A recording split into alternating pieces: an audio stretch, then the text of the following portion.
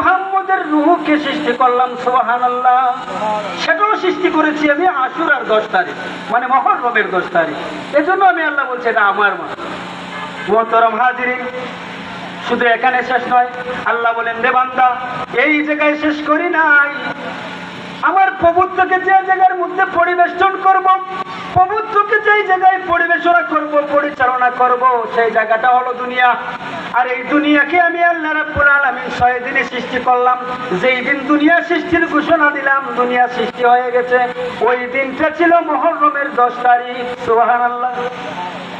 আল্লাহ রাব্বুল আলামিন এজন্য বললাম এই মাসটা আমার মাস। শুধু তাই না, এই দুনিয়ায় কে বসবাস করবে, কার মাধ্যমে? প্রথম আমি আল্লাহর প্রভুত্বের দাওয়াত দিব, আমি আল্লাহর একাত্মবাদের দাওয়াত দিব। এই জন্য আমি রাব্বুল আলামিন দুনিয়া সৃষ্টির পর দুনিয়াকে সজ্জিত করার জন্য সর্বপ্রথম আদমকে সৃষ্টি করলাম। আদমের মধ্যে যেদিন আমি রূহ দিলাম, সেই দিনটা ছিল মুহররমের 10 তারিখ। সুবহানাল্লাহ। মুহররমে যত ঘটনা ঘটিয়েছি আমি আল্লাহ, এজন্য মাসটাকে আমার করে নিয়েছি। নবীর বেলায় যত অলৌকিক ঘটনা দিয়েছি, সমস্তটা রজব মাসে 6টা ঘটনা রয়েছে। তার মধ্যে একটা ঘটনা এখনো ঘটে নাই। 49তম ঘটনার নাম হলো কারবালা। সুবহানাল্লাহ। 49তম যে ঘটনাটা হয়েছে, সেই ঘটনাটা কারবালা। 50তম ঘটনা এখনো ঘটে নাই, ঘটবে। আল্লাহ বলেন, বান্দা, আমি আল্লাহ দুনিয়াকে সৃষ্টি করলাম, আমি আল্লাহর পবিত্র প্রকাশের জন্য দিনটা নির্ধারণ করলাম মুহররম মাস, তারিখটা নির্ধারণ করলাম 10 তারিখ। আমি আল্লাহর সাথে সাথে এইটাও নির্ধারণ করলাম। এটা ছিল প্রথম ঘটনা।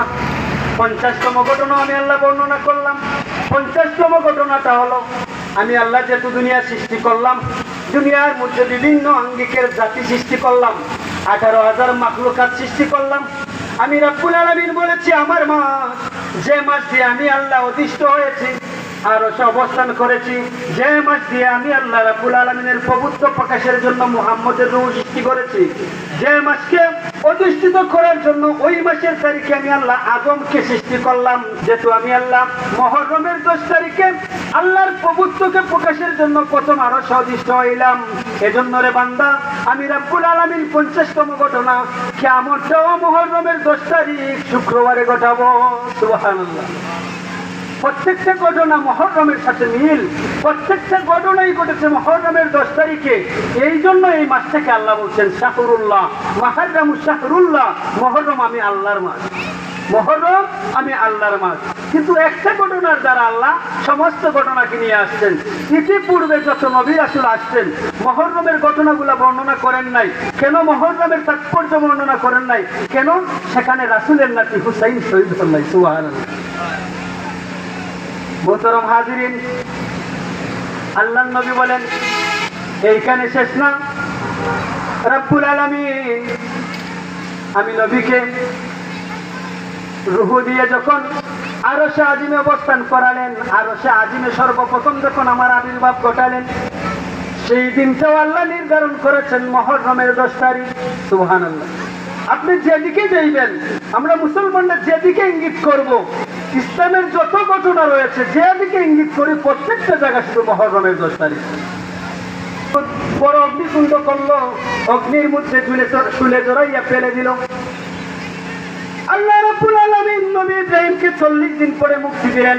আল্লাহ বলেন, রে বান্দা, যেই দিন আমি ইব্রাহিমকে অগ্নিকুণ্ড থেকে মুক্তি দিয়েছি, সেদিনটা ছিল মুহররম মাসের 10 তারিখ। সুবহানাল্লাহ। আল্লাহ রাব্বুল আলামিন নবী মুসাকে যেদিন নীল নদী পার হতে আল্লাহ যখন সমস্ত সাহায্য উদ্ঘাটন করে দিলেন, বললেন, রে মুসা, তোমার লাঠির দ্বারা নদীতে আঘাত করো। নবী মুসা যখন আঘাত করলেন, লাঠির আঘাতে 12টা রাস্তা হয়ে গেল নদীর মধ্যে, নদী পার হয়ে গেলেন মুসা। ফেরাউন যখন বাহিনী নিয়ে ওই রাস্তা ধরে পার হতে লাগলো, মধ্যখানে যখন ফেরাউন যায়, আল্লাহ রাব্বুল আলামিনের হুকুমে সেই হুকুমকৃত রাস্তাটা আবার ভেঙে পড়ে যায়। আর আল্লাহ বলেন, সেই দিনটা নির্ধারিত ছিল মুহররমের 10 তারিখ। সুবহানাল্লাহ। প্রত্যেকটা ঘটনা মুহররমের 10 তারিখ।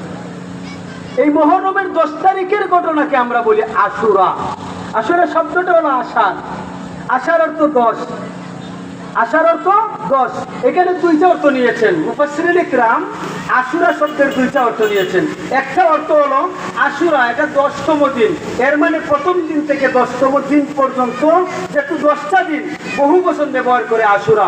আবার কেউ কেউ বলছেন না, যেহেতু মুহররমের দিনটা 10 তারিখ, আল্লাহ এটা আশুরা বলেছেন নবীজি। আশুরা শব্দটা নবী এজন্য বলেছেন কেননা আল্লাহ ওই তারিখে অগণিত অসংখ্য ঘটনা ঘটিয়েছেন। সুবহানাল্লাহ। 50তম যে ঘটনাটা, সেই ঘটনাটাকে কেন্দ্র করে শুহাদায়ে কারবালার আবির্ভাব ঘটেছে, যেটার প্রতি আমাদের মুসলমানদের ইমানি চেতনার এক দাগ। এটা হলো ইমানের একটা অংশ। যারা মহব্বতে আহলে বায়াত নাই, যার মধ্যে মহব্বতে আহলে বায়াত নাই, ইমাম হুসাইন হাসাইনের মহব্বত নাই, বুঝতে হবে তার মধ্যে ইমানের ত্রুটি রয়েছে।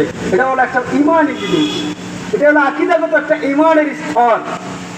মহব্বতে আহলে বায়াত হলো ইমানের স্তর। ৭৭টা ইমানের শাখার মধ্যে একটা রয়েছে মাওয়াদ্দাতুল কুরবা, রাসূলের আহলে বায়াতের প্রতি মহব্বত। যদি আপনি আমার মধ্যে রাসূলের আহলে বায়াতের মধ্যে প্রতি মহব্বত না থাকে, বুঝতে হবে আমার ইমানে ত্রুটি রয়েছে। ইমানটাকে পরিপূর্ণ করতে হলে আহলে বায়াতকে মহব্বত করতে হবে। মুহতারাম হাজিরিন, আমরা মূল ঘটনায় চলে আসি। আল্লাহ ওই দিন, কেন এই দিনটা ঘটলো, দিন ঘটার কারণ কি? এই আশুরার দিনে 10তম দিনে আল্লাহ এই ঘটনা ঘটিয়েছেন, সে ঘটনার নাম কারবালা। আমরা যেটা আলোচনা করতেছি ঘটনাটা আশুরা মানে 10 তারিখের। আমরা জানি কারবালা কোথায় পড়েছে। কারবালাটা পড়েছে ইরাকে, ইরাকের কুফা নগরীতে। ইরাকের কুফা নগরীতে পড়েছে। যখন ইমাম হুসাইন খেলাফত লাভ করেছেন, খেলাফত লাভ করার পর অনেকদিন যাবৎ খেলাফতের দায়িত্ব পালন করা হয়েছে, কিন্তু কুফার খলিফা হিসেবে নিযুক্ত করা হয়েছিল ইয়াজিদের বাবা। যখন তিনি দায়িত্ব গ্রহণ করেন, ইয়াজিদ কিন্তু প্রথম থেকে দুষ্ট আকৃতির ছিল, কমান্ড মানত না। হুসাইন যে নির্দেশ দিতেন, যদিও খলিফা সেটা গ্রহণ করতেন, কিন্তু ইয়াজিদ সেটাকে মানতে নারাজ প্রথম থেকে। অর্থাৎ ইয়াজিদ হুসাইনের দায়িত্বের ব্যাপারে, হুসাইনের খেলাফতের বিষয়ে সে ছিল চিন্তিত। যায় না, বিচক্ষণতার দিক দিয়ে আমি তো অনেক ভালো, বিচক্ষণতার দিক দিয়ে আমি সমাজ রাষ্ট্র পরিচালনায় অনেক বিজ্ঞ, অতএব হুসাইনের শাসনভার মানা যায় না। 60 বছর বয়সে যখন তিনি মারা গেলেন, ইয়াজিদ ভাবলো বাবা নাই, সময়টা আমার। কিন্তু কুফাবাসী বললো না, এইখানের শাসনভারটাও দেওয়া হুসাইনকে। কারণ হুসাইনের যে শাসনভার আরবে রয়েছে, সেখানে দেখা গেছে মানুষ শান্তিতে বসবাস করে, কিন্তু আরবে ইয়াজিদ যখন শাসনভার গ্রহণ করে নাই, খলিফা নিযুক্ত হয় নাই, তখনও দেখা গেছে ইয়াজিদের জ্বালা যন্ত্রণায় মানুষ অতিষ্ঠ। যে মানুষ এত জ্বালা যন্ত্রণা দেয়, সে ব্যক্তি যদি শাসনভার গ্রহণ করে, খেলাফতের দায়িত্ব নেয়, তাহলে তো এখান তস্তস হয়ে যাবে। তারা মানতে নারাজ যে ইয়াজিদকে এই দায়িত্ব দেওয়া যাবে না, দায়িত্বটা হুসাইন নেই। এই মর্মে তারা একটা চিঠি প্রেরণ করলো। হুসাইন রাদিয়াল্লাহু তাআলা আনহুর কাছে চিঠি প্রেরণ করা হয়েছে। তিনি ইয়াজিদের সাথে চিঠির কথোপকথন হয়েছে। ইয়াজিদকে দেওয়ার ইচ্ছা হুসাইনের নাই। হুসাইন বলেছেন, যদি কুফা বেশি চায় তো আপনাকে দায়িত্ব দেওয়া হবে। কিন্তু মুহতারাম হাজিরিন, দুঃখের বিষয়, আপনাদেরকে আমি আরেকটা ইঙ্গিত দিয়ে দিই। আমরা যে রাজনৈতিক প্রক্রিয়া পেয়েছি, এই রাজনৈতিক প্রক্রিয়াটা কিন্তু কারবালা থেকে শুরু, এর আগে ছিল না।